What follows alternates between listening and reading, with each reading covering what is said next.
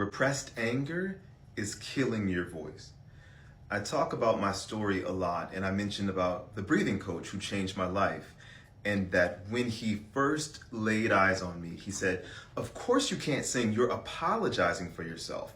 My body was sunken in. I was tight within and therefore visibly tight without. So he could see that I was collapsing. Yeah? Why? A lifetime of "In the name of Jesus, the Lord, the Lord, the Lord." I did not sing like that. I couldn't sing like that if I wanted to at the time. But the point is, in the name of Jesus, I was forgiving everyone to death, to my death, to my early death, much to my physical sickness and vocal sickness. Here's the thing about emotions. You are not too smart to feel anger. You are not too spiritual to feel anger. You, a human, like every other human, are not beyond the scope of human emotion.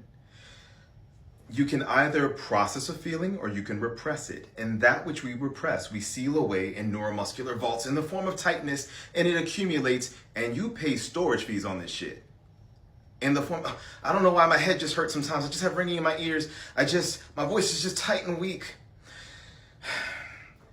As my body began to open, I began to feel. It's like that scene in is it Raiders of the Lost Ark when they open up the thing and the spirits come out? As my body began to open, I began to feel more, and I realized I was angry. Here's the thing though. Experiencing anger does not have to mean that you resort to criminality. It doesn't mean that you resort to violence. There are healthy ways to process it, but one of the best things that I learned was just to allow myself to feel the physical sensations. That I didn't have to ruminate, I didn't have to play movies in my mind, I didn't have to weave stories about what I believe people secretly thought or why they did what they did I just needed to be in my body and feel it on a somatic level. Yeah? Because I'm a good thinker and a good talker, I didn't realize that I was weaving a cage around myself with all of my pontifications about why I was feeling it. All my analyses were imprisoning me because I thought that I could talk it away, but it needed to be felt. And the more I felt it, my body began to literally change shape and open up and broaden. And my voice began to become fuller and deeper and become more reliable, and my range grew as well. So it's funny, my speaking voice got deeper and fuller, but I had never before had such great access to my upper range, and my upper range grew.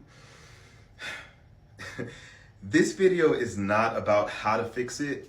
I'll tag, depending on what you're watching this on, Irene Lyon, I love her. Ruby Rose Fox, I really hope I'm saying that right. I'll tag the right thing. There are people who I think specialize in this work. I'm not getting paid to tell you this.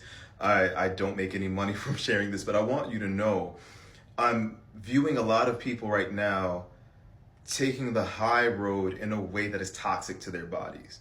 And I'm not saying that you have to curse anybody out or argue with anybody or throw any punches or whatever, but you do need to not imprison yourself in a cage of unfelt feelings.